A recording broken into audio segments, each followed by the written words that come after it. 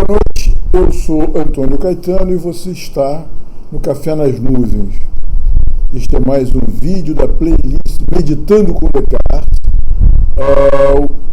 correspondente ao capítulo 04 do web-livro, cujo endereço estará aqui embaixo nos comentários.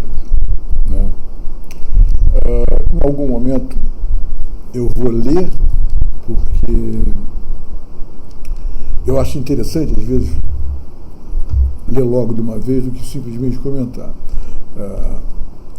O título é Pura Duração Vazia de Conteúdo, uma ideia singularíssima e suas consequências. Tá? Como eu disse, eu vou começar lendo o que eu escrevi. Tá? A ação da voluntade produz um estado mental especialíssimo, de olhos fechados, imóvel, em um ambiente escuro e silencioso, e decidido a não permitir que nenhuma ideia dure em sua mente o suficiente para erguer-se com pretensão de verdade, o meditador produz um estado mental voluntário e intelectualmente determinado, que é também uma ideia que, mais do que simplesmente representar, se confunde com o ambiente ao redor. Uma ideia de escuridão e silêncio, uma pura duração vazia de conteúdo. Eu acho essa definição muito boa, por isso é que eu quis lê-la. Né? Ontem a gente falou, né, exatamente dessa experiência que começa com a hipótese do gênio maligno, né? Com a hipótese de que todas as minhas ideias sejam falsas. Então, nessa hipótese, diante dessa hipótese, eu preciso mobilizar, já não adianta mais eu mobilizar a minha vontade de querer o bem.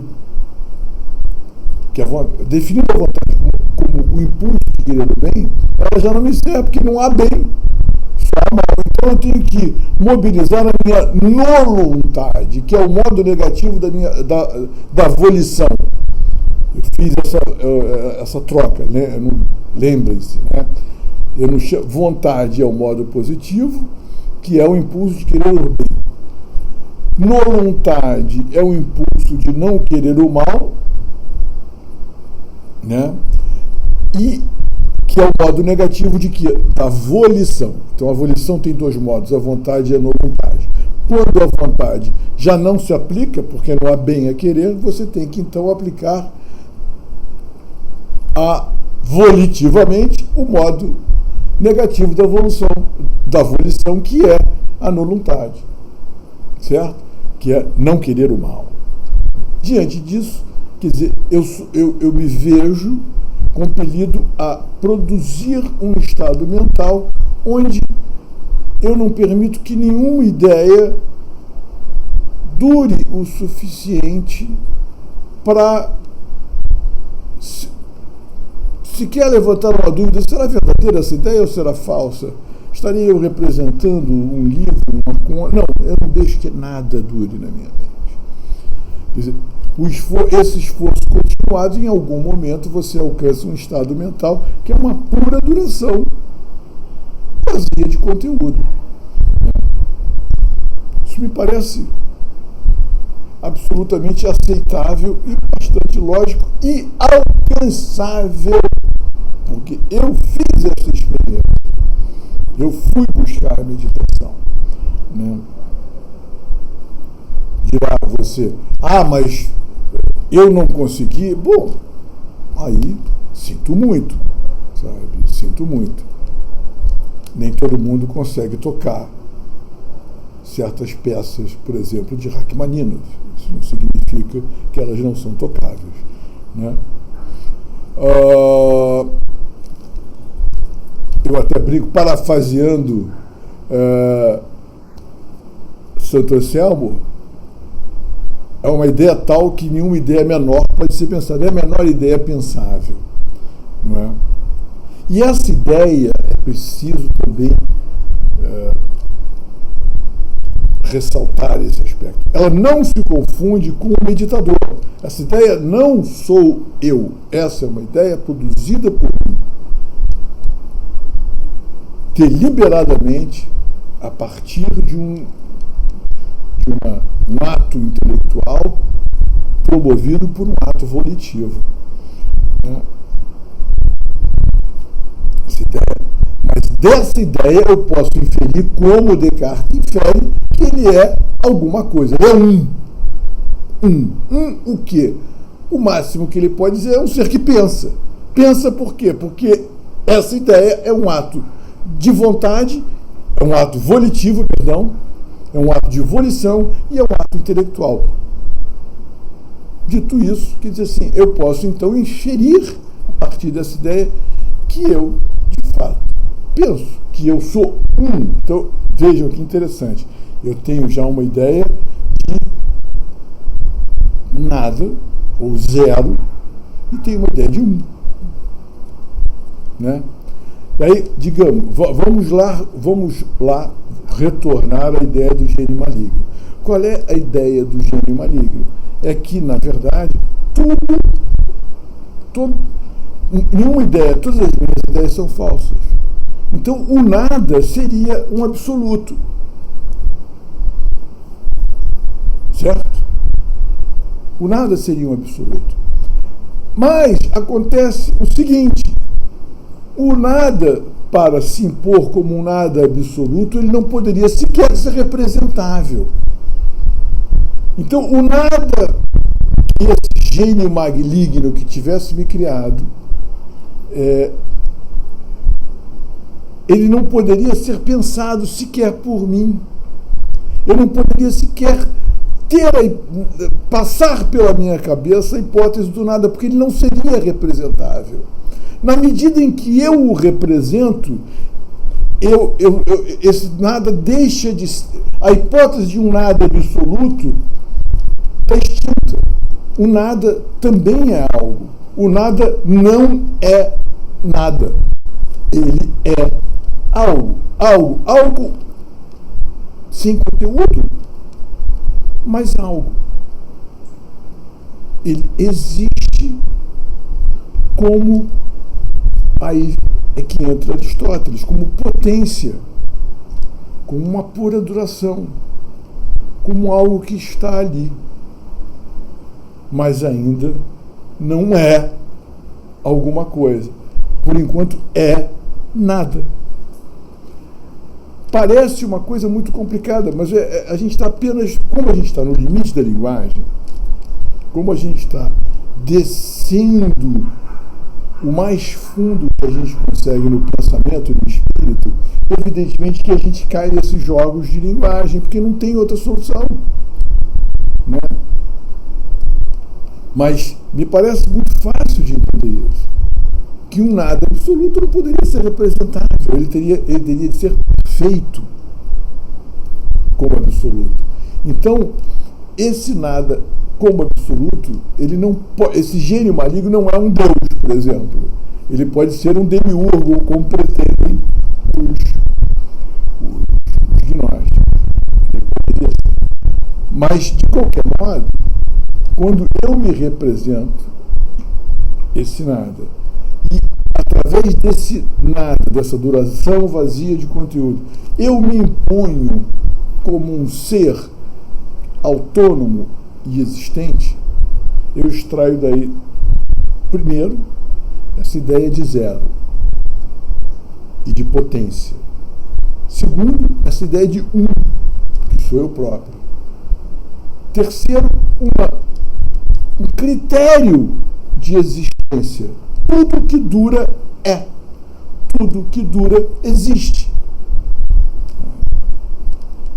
E, por último, eu sanciono, eu me autorizo agora a, no âmbito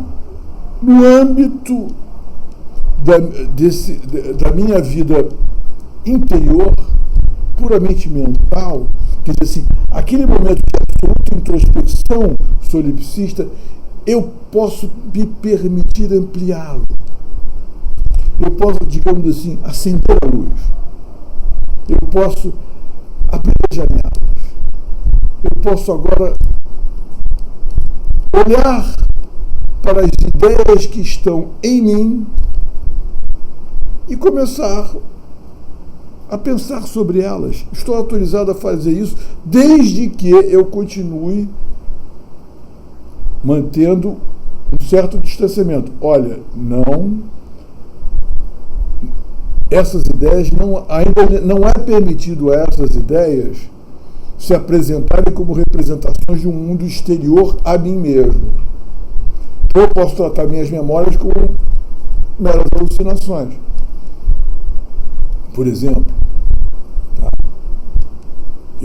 Enfim, porque a princípio eu estou de olhos fechados, tá? Quer dizer assim, quando eu abri a janela foi só um modo de se dizer, mas a princípio eu estou ainda absolutamente no âmbito da minha esfera mental.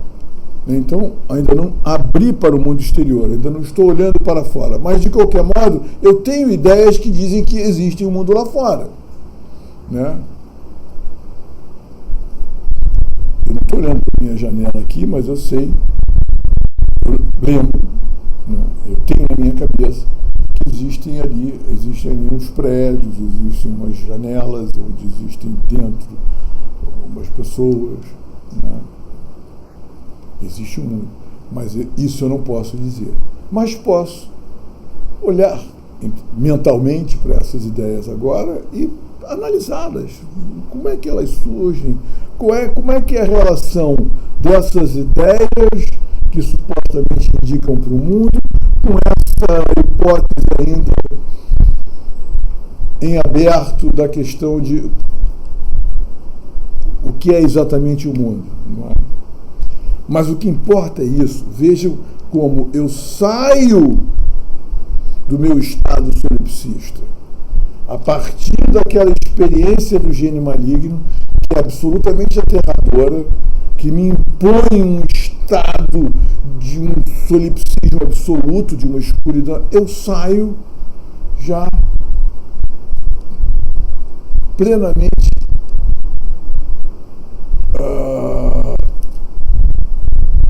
autorizado a observar o meu mundo mental, vamos dizer assim, ao menos. Isso é espetacular. Isso é espetacular, inclusive como resultado de experiência, de uma experiência que eu volto a dizer, uma experiência realizável, uma experiência espiritual mental realizável, sabe? Para todos aqueles que se dispõem a realizá-la, né? Mas, por outro lado, para os que não se dispõem a realizá-la, acredito que eu a expus de uma maneira suficientemente lógica e consistente. Tá? Acredito.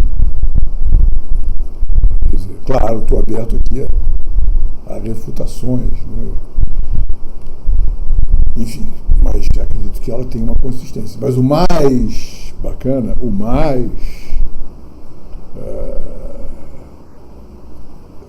como vou dizer assim, eu ia usar o termo delicioso, é a experiência. Não é você reduzir a coisa a um jogo mental. É você tentar realizá-la. Porque essa experiência, ela é, ao final das contas, constituidora da própria ideia que eu tenho de mim. É uma espécie de consciência de si que se constrói. Mas isso é um outro papo. Vamos ficar aqui no âmbito ainda da questão toda filosófica, etc. Tá? Enfim, eu acho que eu consegui, acho que por aqui, eu finalizo aqui essa reflexão sobre esse comentário, na verdade, sobre o capítulo 04, e mais uma vez eu reitero, puxa, por favor, vão lá, leiam, pensem melhor, cruzem uma coisa, o que eu digo aqui com o que eu escrevi lá, reflitam, apresentem questões, refutem, apresentem dúvidas, né? É para isso que eu estou fazendo isso, quer dizer assim, né? Então tá, boa noite.